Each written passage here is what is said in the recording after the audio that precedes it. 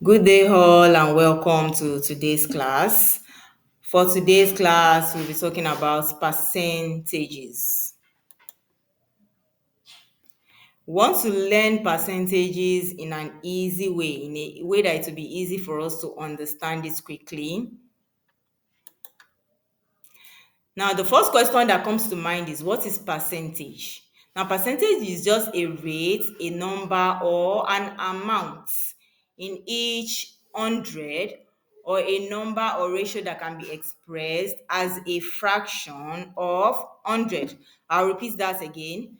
Percentage is a rate, number, or amount in each hundred, or a number of ratio that can be expressed as a fraction of 100. Now let's go to some examples on percentage for easier understanding. Now let's go to the question. For example, there are 18 boys in a class and 6 girls. What is the percentage of boys to girls? To know the percentage of boys to girls, you have to first of all divide the number of boys with the total number of pupils in that class, and you multiply by 100. By the time you divide the number of boys, which is 18, with the total number, which is 24, we got 24 by adding 18 to 6. 18 boys and 6 girls together will give us 24 pupils in that class. So 18 boys divided by 24. Any answer you get by dividing, you multiply by 100. That will give us 75%. That means the percentage of boys to girls in the class is 75%. Now we are done with the percentage of boys.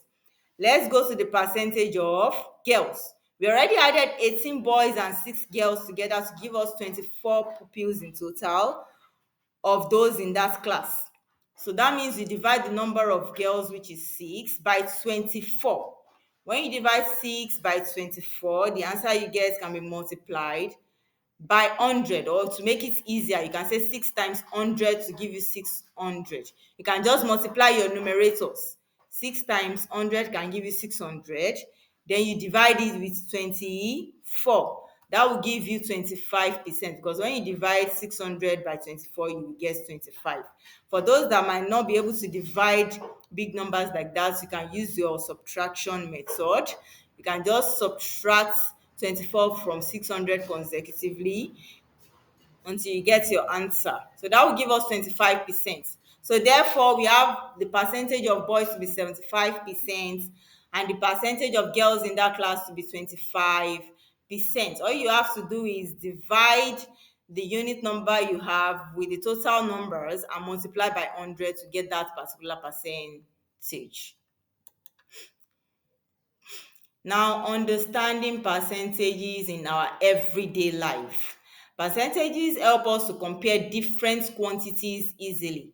Quantity is just like a particular volume or amount of something. For example, maybe you have some amount of pens or pencils, and your friend also has some amount of pen or pencils, and you want to make some comparison there. So percentages is what help us compare different quantities easily.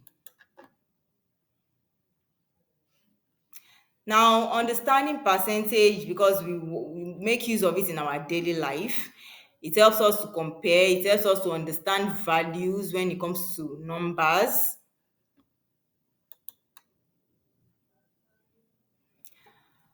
Now let's explore percentage with some little fun activities. Let's learn about percentages together. Some fun percentages here.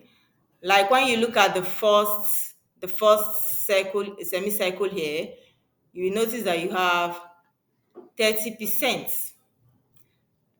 Now when you look at the next one, you notice 60%. The percentage has increased from 30 to 60%, making the semicircle a little bigger. Now, when you look at the third one, you discover that's 90% also. It also became a little bigger as well.